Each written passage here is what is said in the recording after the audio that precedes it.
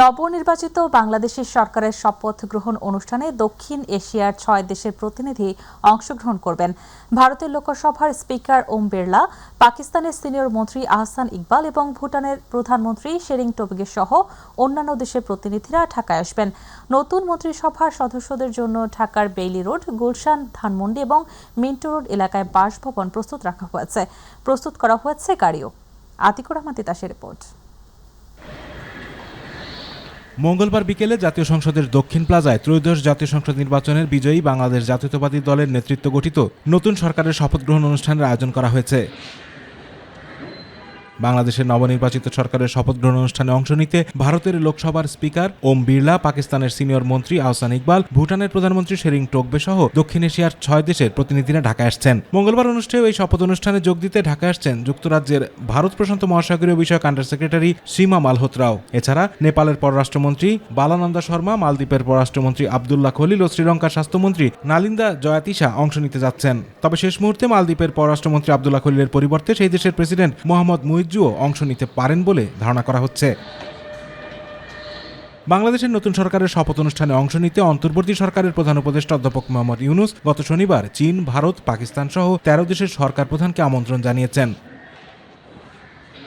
নতুন মন্ত্রিসভার সদস্যদের জন্য ঢাকার বেইলি রোড, গুলশান, ধানমন্ডি এবং মিন্টো রোড এলাকায় প্রায় 37টি বাসভবন প্রস্তুত রাখা হয়েছে। গৃহায়ন ও গণপূর্ত উপদেষ্টা জানিয়েছেন, আগের সরকারের মন্ত্রী ও বর্তমান উপদেষ্টারা যেসব বাসভবন ছেড়ে দিয়েছেন সেগুলোই এখন ওঠার মতো অবস্থায় রয়েছে।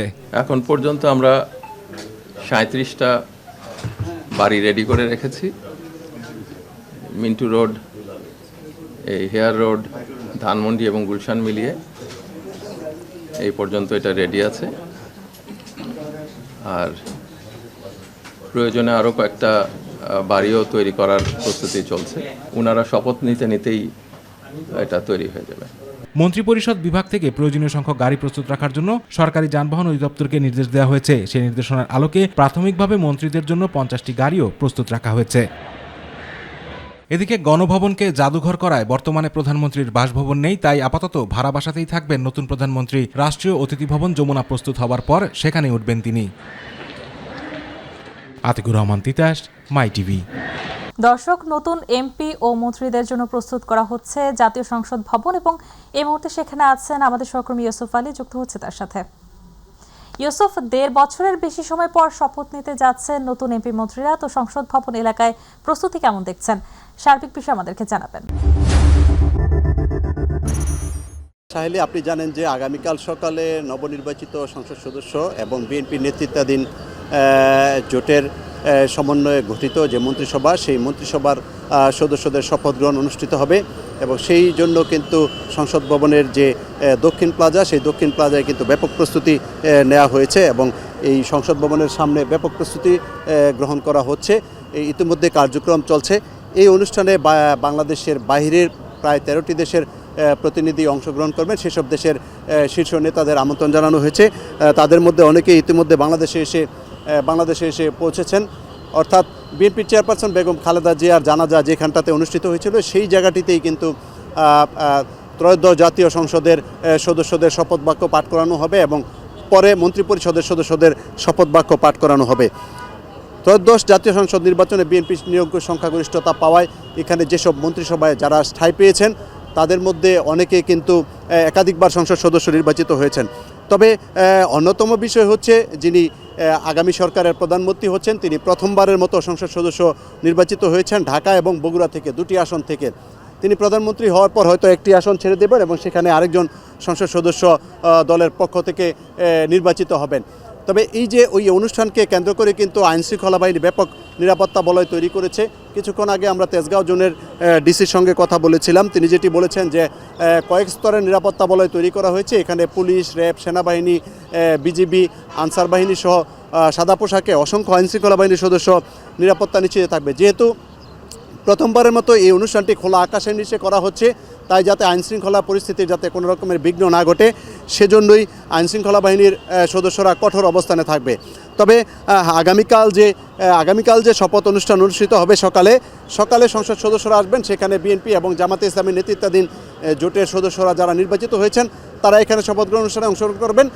এরপর বিকেলে মন্ত্রিপরিষদে যারা ঠাঁই পাবেন শুধুমাত্র তারাই সেই শপথ অনুষ্ঠানে অংশগ্রহণ করবেন এবং শপথ নেবেন। নতুন সরকার আগামী দিনে বাংলাদেশকে একটি কল্যাণকর রাষ্ট্র হিসেবে গঠনের মাধ্যমে দেশের মানুষের কল্যাণে কাজ করবে এবং দেশের মানুষের স্বাধিকার আদায়ের আন্দোলন যারা নেতৃত্ব দিয়েছে তারা এদেশের মানুষের যেসব অধিকার রয়েছে, গণতান্ত্রিক অধিকার, সেই অধিকার পূরণে কাজ করবে, এমনটাই প্রত্যাশা করছে সাধারণ মানুষ। সাহেলি, সংসদ ভবনের দক্ষিণ প্লাজা থেকে এই ছিল আমার কাছে তথ্য। সাহেলি। ধন্যবাদ। দর্শক, গত 12 ফেব্রুয়ারি অনুষ্ঠিত ত্রয়োদশ জাতীয় সংসদ নির্বাচনে নির্বাচিত মন্ত্রী এবং এমপিদের আগামীকাল শপথ গ্রহণ এবং সে বিষয়ে সবশেষ তথ্য জানাচ্ছিলেন আমাদের সহকর্মী ইউসুফ। চলে যাচ্ছে পরবর্তী সংবাদে। স্বরাষ্ট্র মন্ত্রণালয়ের সিনিয়র সচিব ডক্টর নাসিমুল গনিকে মন্ত্রী পরিষদের সচিব হিসেবে নিয়োগ দেওয়া হয়েছে। দুপুরে জনপ্রশাসন মন্ত্রণালয় থেকে জারি করা এক প্রজ্ঞাপনে এ তথ্য জানানো হয়। পরে নতুন মন্ত্রিপরিষদ সচিব সাংবাদিকদের জানান, আগামীকাল সকালে অনুষ্ঠিত হবে দুটি শপথ। প্রথমেই শপথ নেবেন সংসদ সদস্যরা, পরে সংবিধান সংস্কার পরিষদের সদস্যরা হিসেবে বিকেলে অনুষ্ঠিত সব পরিষদের। তিনি জানান, এর মধ্যে সকল প্রস্তুতি সম্পন্ন করেছে সরকার।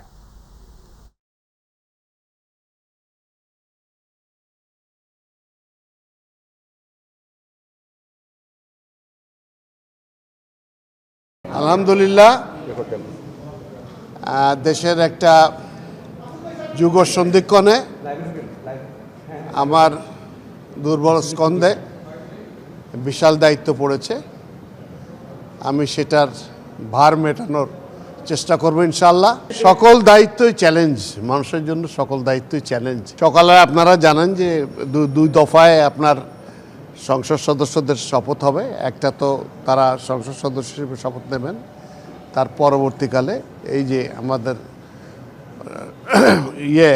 সংস্কার, সেটার জন্য শপথ নেবেন এবং বিকেলে যে মন্ত্রিসভার শপথ হবে।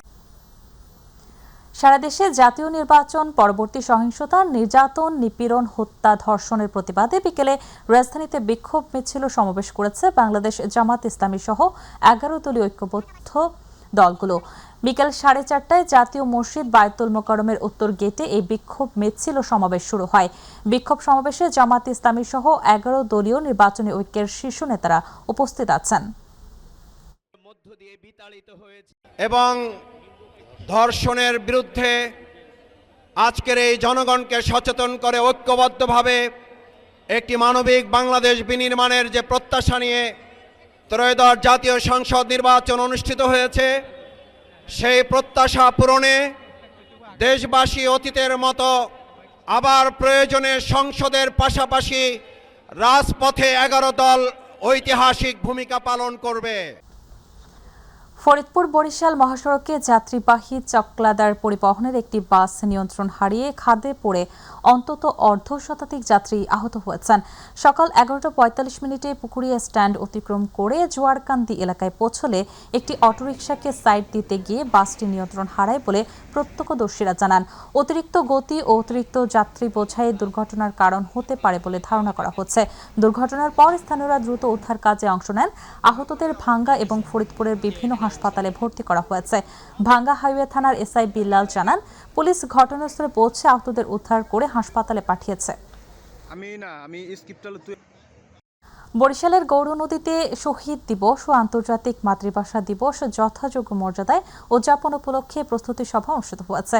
উপজেলা প্রশাসনের আয়োজনে সকালে উপজেলা নির্বাহী অফিসার ও পৌর প্রশাসক মোহাম্মদ ইব্রাহিমের সভাপতিত্বে প্রস্তুতি সভায় বক্তব্য রাখেন উপজেলা সহকারী কমিশনার ভূমি মোহাম্মদ মেহেদি হাসান, উপজেলা কৃষি কর্মকর্তা মোহাম্মদ সেকেন্দার শেখ, পৌর নির্বাহী কর্মকর্তা হারুনুর রশিদ, উপজেলা প্রকৌশলী মোহাম্মদ ওয়াহিদুর রহমান, মডেল থানার উপপরিদর্শক নাইমুল ইসলাম, ইউপি চেয়ারম্যান ফারুক হোসেন মোল্লা সহ অন্যান্যরা।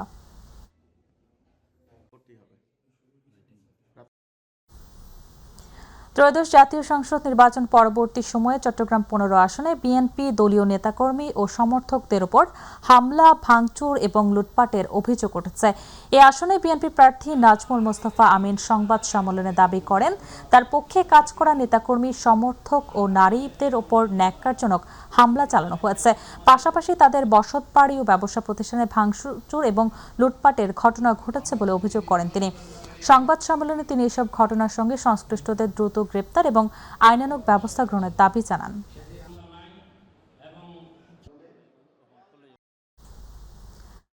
চট্টগ্রামের সীতাকুণ্ডে প্রায় ৯ কোটি টাকা মূল্যের বিপুল পরিমাণ ভারতীয় সামগ্রী ও বিদেশি সিগারেট জব্দ করেছে কোস্টগার্ড পূর্বজন। রাতে কোস্টগার্ড মিডিয়া কর্মকর্তা লেফটেন্যান্ট কমান্ডার সিয়ামুল হক এ তথ্য জানিয়েছেন। গোপন সংবাদের ভিত্তিতে সীতাকুণ্ডের ছোট কুমিরা বাজার সংলগ্ন এলাকায় রাতে এসব ভারতীয় সামগ্রী এবং বিদেশি সিগারেট জব্দ করা হয়। অভিযানে কাজ করে কোস্টগার্ড ভাটিয়ারি স্টেশন। এ সময় এসএ পরিবহনের একটি কাভার্ড ভ্যান তল্লাশি করে প্রায় ৮ কোটি ৯২ লক্ষ টাকা মূল্যের অবৈধ এসব মালামাল পাওয়া যায়।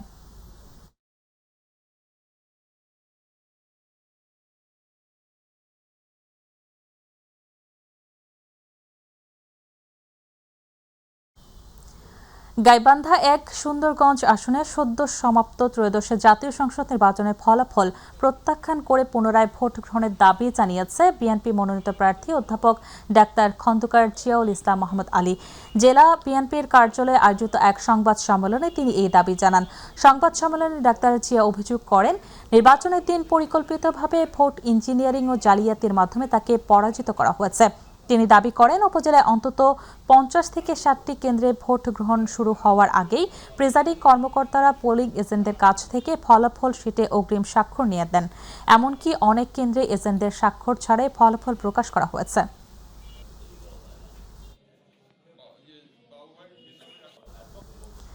ত্রয়োদশ জাতীয় সংসদ নির্বাচনে নবনির্বাচিত প্রধানমন্ত্রী এবং মন্ত্রীরা রীতি অনুযায়ী জাতীয় স্মৃতিসৌধে ফুল দিয়ে শহীদদের প্রতি শ্রদ্ধা নিবেদন করবেন। এ উপলক্ষে রবিবার সন্ধ্যা থেকে স্মৃতিসৌধে সর্বসাধারণের প্রবেশ বন্ধ ঘোষণা করেছে সৌধ কর্তৃপক্ষ। কর্তৃপক্ষ জানায়, প্রধানমন্ত্রী এবং মন্ত্রীরা পুষ্পস্তবক অর্পণ শেষ না হওয়া পর্যন্ত এই নিষেধাজ্ঞা বলবৎ থাকবে। এরই মধ্যে স্মৃতিসৌধ প্রাঙ্গণে চলছে পরিচ্ছন্নতা কার্যক্রম, বাড়ানো হয়েছে গোয়েন্দা নজরদারি এবং নেওয়া হয়েছে আইনশৃঙ্খলা বাহিনীর কঠোর নিরাপত্তা ব্যবস্থা।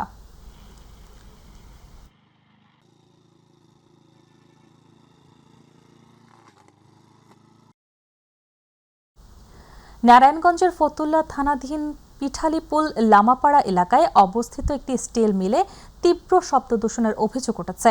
স্থানীয় বাসিন্দারা জানান, কারখানার বিকট শব্দে দিনরাত অতিষ্ঠ হয়ে পড়েছেন তারা। শিশু, বৃদ্ধ এবং অসুস্থরা সবচেয়ে বেশি ভোগান্তিতে রয়েছেন বলে দাবি এলাকাবাসীর। এ বিষয়ে ভুক্তভোগীরা পরিবেশ অধিদপ্তরে লিখিত অভিযোগ করেন। পরে অধিদপ্তরের একটি টিম সরেজমিনে তদন্তে যায়। পরে নারায়ণগঞ্জ পরিবেশ অধিদপ্তর জানিয়েছে, পরিবেশ আইন অনুযায়ী প্রয়োজনীয় ব্যবস্থা নেওয়ার প্রক্রিয়া চলমান রয়েছে। দ্রুত কার্যকর পদক্ষেপের দাবি জানিয়েছেন এলাকাবাসী।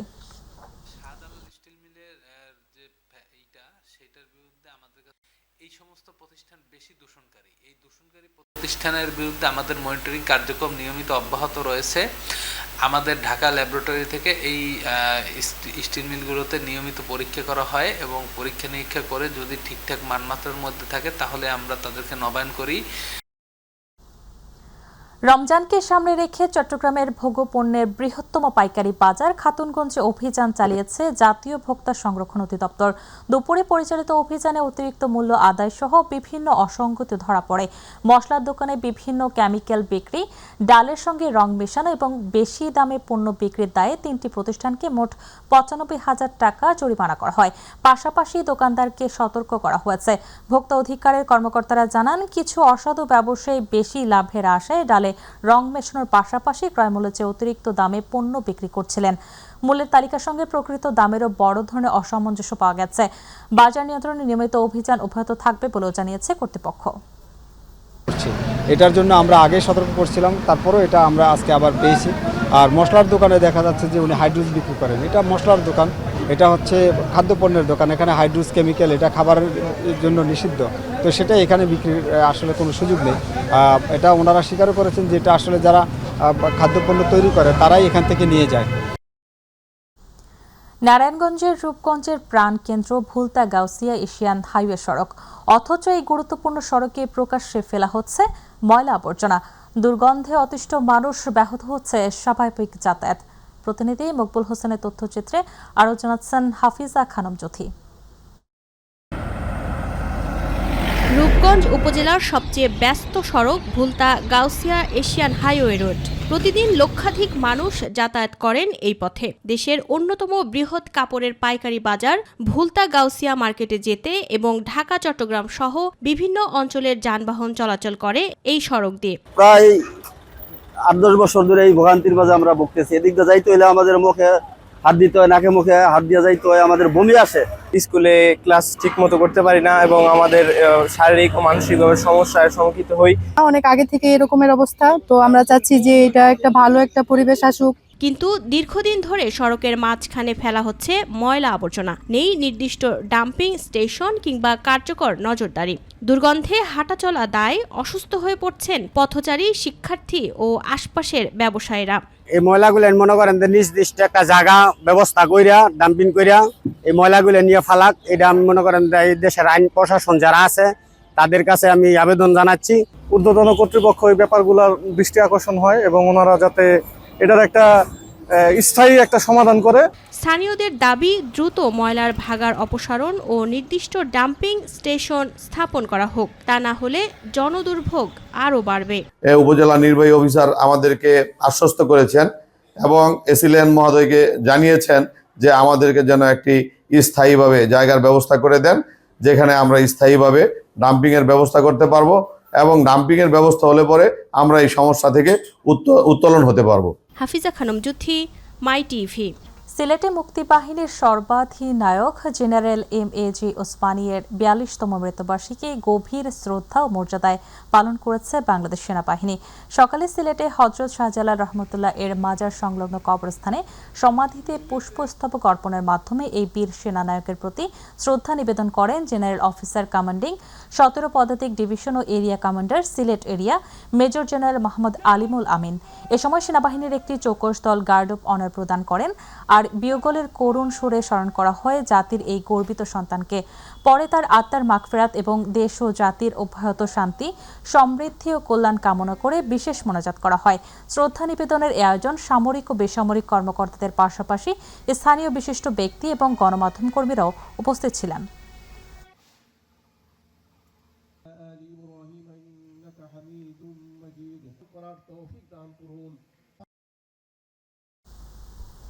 সিরাজগঞ্জের সলঙ্গা থানার হাটি কুমরোলে অভিযান চালিয়ে 960 পিস ইয়াবা, বুপ্রেনরফিন সহ এক মাদক কারবারিকে আটক করেছে র্যাব 12। র্যাবের এক সংবাদ বিজ্ঞপ্তিতে জানানো হয়, জয়পুরহাটের পাঁচবিবি থানার উত্তর গোপালপুর গ্রামে দুলাল হোসেন দীর্ঘদিন ধরে লোকচক্ষুর আড়ালে মাদকের কারবার করে আসছিলেন। অভিযানে তার কাছ থেকে নেশা জাতীয় 960 পিস বুপ্রেনরফিন উদ্ধার করা হয়। তার বিরুদ্ধে সলঙ্গা থানায় মাদকদ্রব্য আইনের অধীনে মামলা দায়ের করা হয়।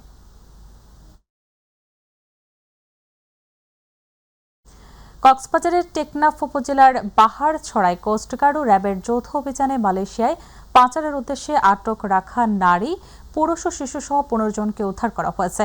কোস্টগার্ড জানায়, গোপন সংবাদের ভিত্তিতে বাহারছড়া কচ্ছপিয়া এলাকায় একটি বাড়িতে অভিযান চালানো হয়। অভিযানে বাড়ির গুদামঘর থেকে পাচারের উদ্দেশ্যে বন্দী থাকা 15 জনকে উদ্ধার করা হয়। তবে আইনশৃঙ্খলা বাহিনীর উপস্থিতি টের পেয়ে পাচারকারীরা পালিয়ে যায়। উদ্ধারকৃত ব্যক্তিদের জিজ্ঞাসাবাদে জানা যায়, উন্নত জীবনের প্রলোভন দেখিয়ে তাদের সাগর পথে মালয়েশিয়া পাঠানোর পরিকল্পনা ছিল। উদ্ধারকৃতদের পরবর্তী আইনগত ব্যবস্থা গ্রহণের জন্য টেকনাফ মডেল থানায় হস্তান্তর করা হয়েছে।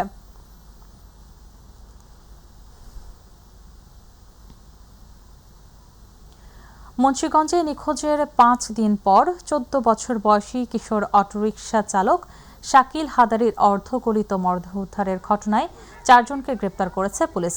একই সঙ্গে ছিনতাইকৃত অটোরিকশাটি খণ্ডিত অবস্থায় উদ্ধার করা হয়েছে। অটোরিকশা ছিনতাইয়ের উদ্দেশ্যে পরিকল্পিতভাবে এই হত্যা ঘটানো হয়েছে বলে জানিয়েছে পুলিশ। গ্রেপ্তারকৃতরা হলেন মুন্সিগঞ্জের উত্তর চরমধু এলাকার রাজন শেখ, ইমরান সরকার শরীফ, সুলতান আফসু এবং দক্ষিণ ইসলামপুর এলাকার মোহাম্মদ ইউসুফ কাজী।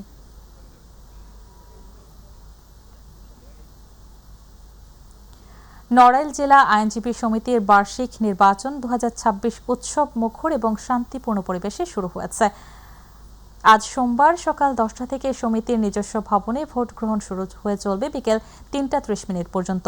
জানা গেছে, এবার নির্বাচনের সমিতির মোট ভোটার সংখ্যা ছিল 161 জন।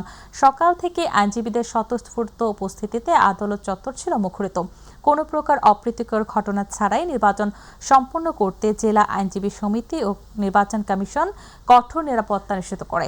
সভাপতি ও সাধারণ সম্পাদক সহ কার্যনির্বাহী পরিষদে মোট 11টি পদ রয়েছে। এর মধ্যে 4টি পদে প্রতিদ্বন্দ্বিতা হচ্ছে।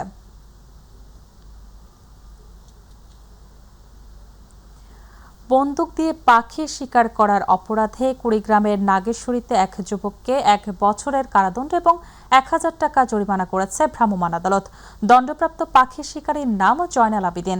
জানা যায়, দুপুরে নাগেশ্বরী উপজেলার রামখানা ইউনিয়নের আজমাতা এলাকায় পাখি শিকার করার সময় এলাকাবাসী জয়নাল আবিদিনকে আটক করে পুলিশে খবর দিলে পুলিশ এবং সহকারী কমিশনার ভূমি ও এক্সিকিউটিভ ম্যাজিস্ট্রেট বদরুজ্জামান রিশাদ ঘটনাস্থলে উপস্থিত হয়ে শিকারীকে 1 বছরের বিনাশ্রম কারাদণ্ড এবং 1000 টাকা অর্থদণ্ড প্রদান করেন। এছাড়াও পাখি শিকারে ব্যবহৃত বন্দুক থানা হেফাজতে নেওয়া হয়। বরিশালের গৌরনদীতে প্রায় 500 বছরের পুরনো সরকারি গৌরনদী কলেজের গাঙ্গুলি নিবাস প্রাঙ্গণে শ্রী শ্রী শিব মন্দিরে 2 দিন ব্যাপী শিবরাত্রি পূজা আজ মহোৎসবের মধ্য দিয়ে সমাপ্ত হয়েছে। পূজায় নারী ভক্তদের উপস্থিতি ছিল চোখে পড়ার মতো। পূজার প্রথম দিন রাতে ধর্মীয় আলোচনা সভায় বিশিষ্টজনরা বক্তব্য রাখেন। পূজা উপলক্ষে মন্দিরের পাশে বসেছে গ্রামীণ মেলা।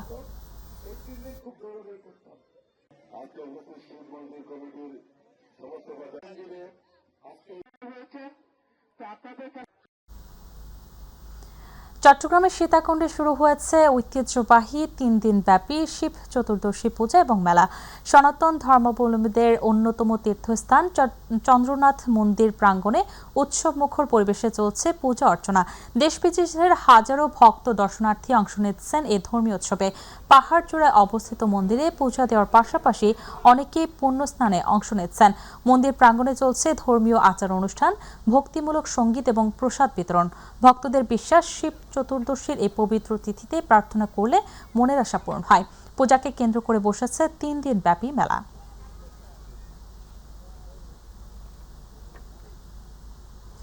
সিরাজগঞ্জের চৌহালি উপজেলার ইনায়েতপুরে আইসিএল স্কুলের 27তম বার্ষিক ক্রীড়া প্রতিযোগিতা অনুষ্ঠিত হয়েছে। অনুষ্ঠানে প্রধান অতিথি ছিলেন চৌহালি উপজেলার মাধ্যমিক শিক্ষা অফিসার মোহাম্মদ আব্দুল সালাম। বিশেষ অতিথি হিসেবে উপস্থিত ছিলেন প্রাথমিক শিক্ষা অফিসার মোহাম্মদ আব্দুল মুন্নাফ, মাইটিভির চৌহালি ও বেলকুচি প্রতিনিধি আব্দুল লতিফ সহ অনেকে।